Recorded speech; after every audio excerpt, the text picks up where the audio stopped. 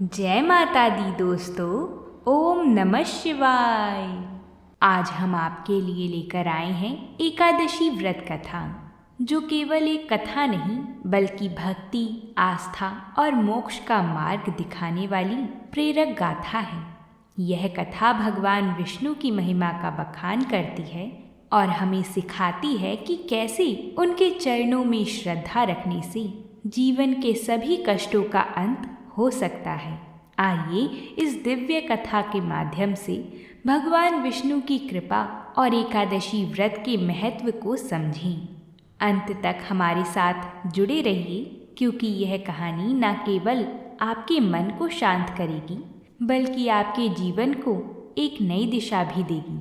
तो चलिए कथा की इस पवित्र यात्रा की शुरुआत करते हैं। एक बार युधिष्ठिर महाराज ने कहा, हे विष्णु, सबके स्वामी, हे तीनों लोकों के आनंद, हे संपूर्ण ब्रह्मांड के स्वामी, हे सृष्टि के रचयिता, हे सबसे पुराने व्यक्तित्व, हे सभी प्राणियों में श्रेष्ठ, मैं आपको अपना सबसे अधिक सम्मान पूर्वक प्रणाम करता हूँ। हे देवों के देव, सभी जीवों के लाभ के लिए कृपया मेरे कुछ प्रश्नों का उत्तर दें। मार्गशीर्ष महीने के शुक्ल पक्ष के दौरान आने वाली एकादशी का क्या नाम है और सभी पापों को वह कैसे दूर करती है? कोई इसे ठीक से कैसे मना सकता है और उस सबसे पवित्र दिन पर किस देवता की पूजा की जाती है? हे मेरे भगवान, कृपया मुझे इसे पूरी तरह से समझाइए। भगवान श्री कृष्ण ने महाराज युधिष्ठिर को उत्तर देते हुए कहा, तुम्हारा यह प्रश्न अपने आप में बहुत शुभ है और इससे तुम्हें यश मिलेगा।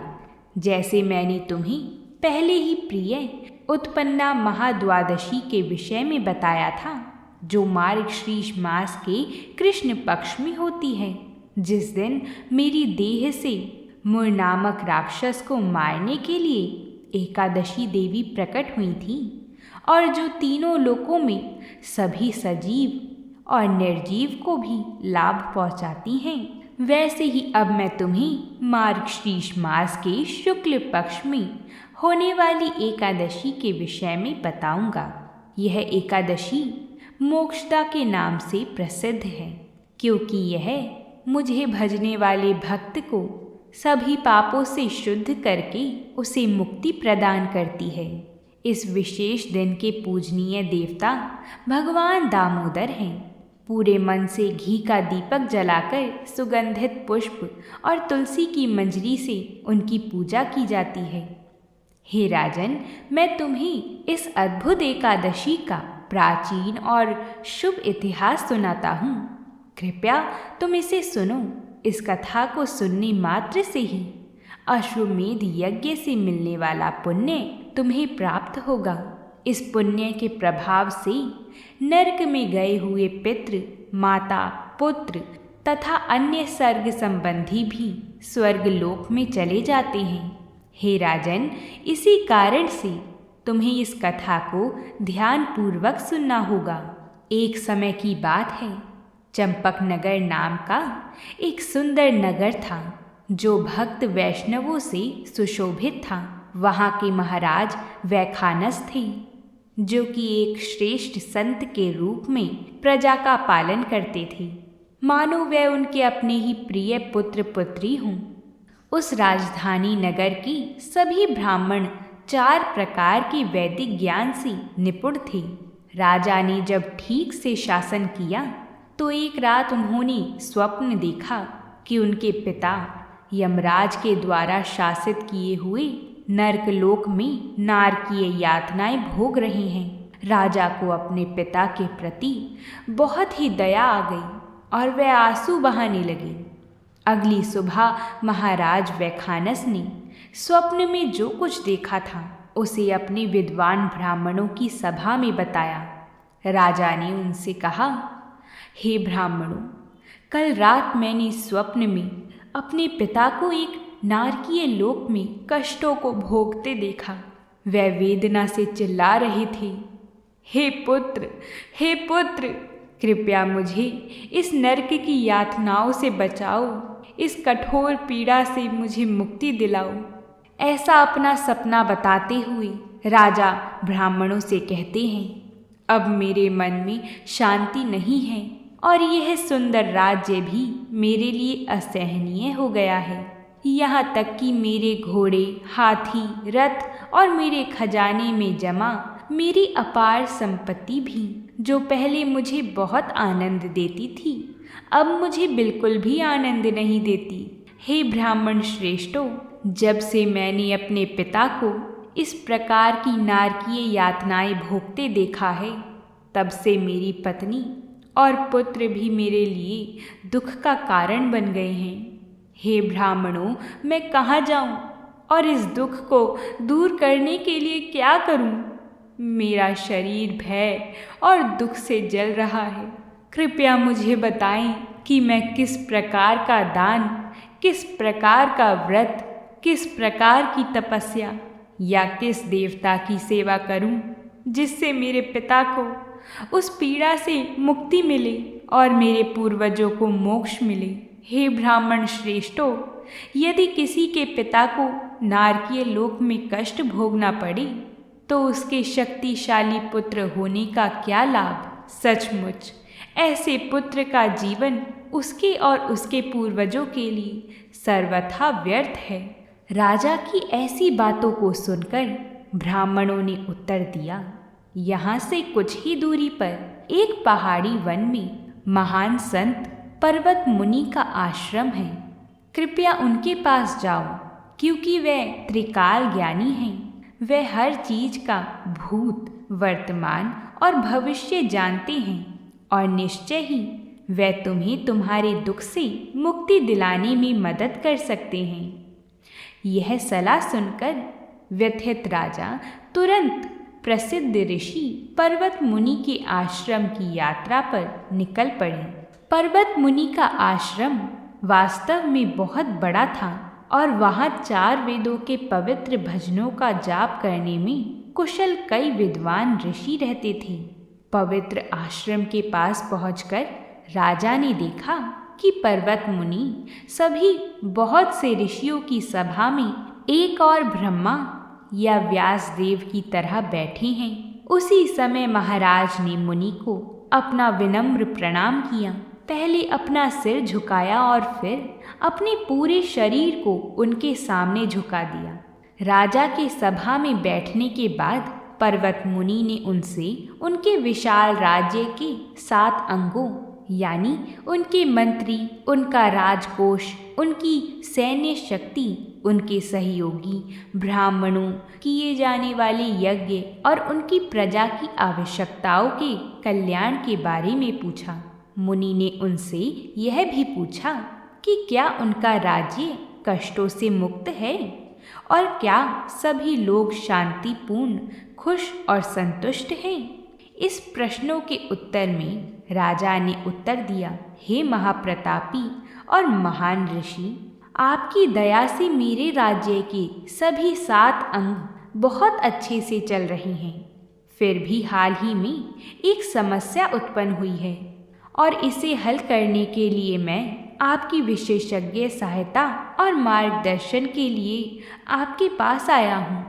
राजा ऐसा कहकर चुप हुआ ही कि तभी सभी ऋषियों में श्रेष्ठ पर्वत मुनि ने अपनी आंखें बंद की और राजा के भूत, वर्तमान और भविष्य का ध्यान किया। कुछ क्षणों के बाद उन्होंने अपनी आंखें खोली और कहा, तुम्हारे पिता एक महान पाप करने का परिणाम भुगत रहे हैं और मैंने जान लिया है कि यह क्या है। तुम्हारे पिता ने अपने पिछले जन्म में अपनी पत्नी से झगड़ा किया था और उसके मासिक धर्म के दौरान उसके साथ जबरन यौन संबंध बनाए थे। उसने उसके प्रयासों का विरोध करने और उसे रोकने की कोशिश की और यहाँ तक कि चिल्लाया कि कोई मुझे बचाओ। हे पति, कृपया मेरे मासिक धर्म को इस तरह से बाधित मत करो। फिर भी उसने उसे रोका या अकेला नहीं छोड़ा। यह इस घोर पाप के कारण है कि तुम्हारे पिता अब इस तरह की पीड़ा की नारकीय स्थिति में पड़ गए हैं। अब उन्हें अपने पाप कर्मों का फल तो भोगना ही पड़ेगा। ऐसी बात सुनकर राजा थर-थर कांपने लगे। राजा ने तब कहा, हे महामुनि, मैं किस व्रत या दान की विधि से अपने प्रिय पिता को ऐसी स्थिति से मुक्त कर सकता हूँ? कृपया मुझे बताइए कि मैं उनके पाप कर्मों के बोझ को कैसे दूर कर सकता हूँ, जो उनके अंतिम मुक्ति की ओर बढ़ने में बड़ी बाधा है। पर्वत मुनि ने उत्तर दिया, हर मनुष्य को अपने द्वारा किए गए पाप और पुण्य कर्मों का फल भोगना ही पड़ता है। कर्मों का फल कभी भी व्यर्थ नहीं जाता। लेकिन फिर भी अगर तुम अपने पिता के लिए कुछ करना चाहते हो तो भगवान की शरण हो जाओ। केवल भगवान और भगवान का नाम ही है जो तुम्हें और तुम्हारे पूर्वजों को इन यातनाओं से बचा सकते हैं। जब कोई जगत के पालनहारी श्री हरि की शरण हो जाता है, उनको पूर्ण रूप से समर्पित हो जाता है, तो उसके सभी पाप और पुण्य कर्मों को भगवान का नाम भस्म कर देता है। भगवान का नाम भगवान से भी ऊपर है। मार्गशीर्ष महीने के शुक्ल पक्ष के दौरान मोक्षदा नामक एक एकादशी होती है। यदि तुम इस पवित्र एकादशी को पूर्ण व्रत के साथ विधि पूर्वक मनाओगे तथा इससे प्राप्त हुए पुण्य को सीधे अपने पीड़ित पिता को दोगे, तो वह अपने कष्टों से मुक्त हो जाएंगे तथा तुरंत मुक्ति पालेंगी। यह सुनकर महाराज ने महान ऋषि को बहुत धन्यवाद दिया और फिर अपना व्रत करने के लिए अपने महल में लौट आए। हे युधिष्ठिर, जब मार्गशीर्ष माह का शुक्ल पक्ष आखिरकार आया, महाराज विखानस ने एकादशी तिथि के आने का ईमानदारी से इंतजार किया। फिर उन्होंने पूरी आस्था के साथ अपनी पत्नी, बच्चों और अन्य रिश्तेदारों के साथ एकादशी का व्रत रखा। उन्होंने कर्तव्य निष्ठा से इस व्रत का पुण्य अपने पिता को दिया और जैसे ही उन्होंने व्रत का पुण्य अर्पण किया, देवताओं ने सुंदर फूलों की पंखुड़ियों की वर्षा की जो आकाश में बादलों के पीछे से झांक रहे थे। राजा के पिता की तब देवताओं के दूतों द्वारा प्रशंसा की गई और उन्हें स्वर्ग में ले जाया गया। जैसे ही वह अपने बेटे के पास से गुजरे, तब उनके पिता ने राजा से कहा, मेरे प्यारे बेटे, तुम्हें सभी शुभ हो, तुम्हारा हमेशा कल्याण हो। अंत में वह स्वर्ग लोक में पहुंच गए, जहाँ से वह अपने नवर्जित पुण्यों से फिर से श्री कृष्ण और भगवान श्री हरि की भक्ति कर सकते थे और समय आने पर भगवान के धाम वापस लौट सकते थे। हे पांडु के पुत्र, जो स्थापित नियमों और धर्मों का पालन करते हुए पवित्र मोक्षदा एकादशी का सख्ती से पालन करता है, उसे मृत्यु के बाद पुण्य और पूर्ण मुक्ति मिलती है। हे युधिष्ठिर, मार्गशीर्ष महीने के शुक्ल पक्ष की इस एकादशी से बेहतर कोई उपवास का दिन नहीं है, क्योंकि यह एक स्पष्ट और पाप रहित दिन है। जो कोई भी इस एकादशी व्रत को निष्ठापूर्वक करता है, जो सभी चिंतामणि के समान है, उसे विशेष पुण्य की प्राप्ति होती है, जिसकी गणना करना बहुत कठिन है, क्योंकि यह दिन मनुष्य को नारकीय जीवन से स्वर्ग लोक में ले जा सकता है। और जो व्यक्ति अपने आध्यात्मिक लाभ के लिए एकादशी का व्रत करता है, उसे यह भगवान के पास वापस ले जाता है तथा उसे इस भौतिक संसार में कभी वापस नहीं आना पड़ता। बोलिए भगवान श्री कृष्ण की जय हो। इस प्रकार हमारी यह मोक्षदा एकादशी की महिमा का वर्णन पूर्ण हुआ। अब हम आज की कथा को यहीं विराम देते हैं। अगर आप सभी को हमारी कथा पसंद आई हो तो वीडियो को लाइक करिएगा, शेयर करिएगा।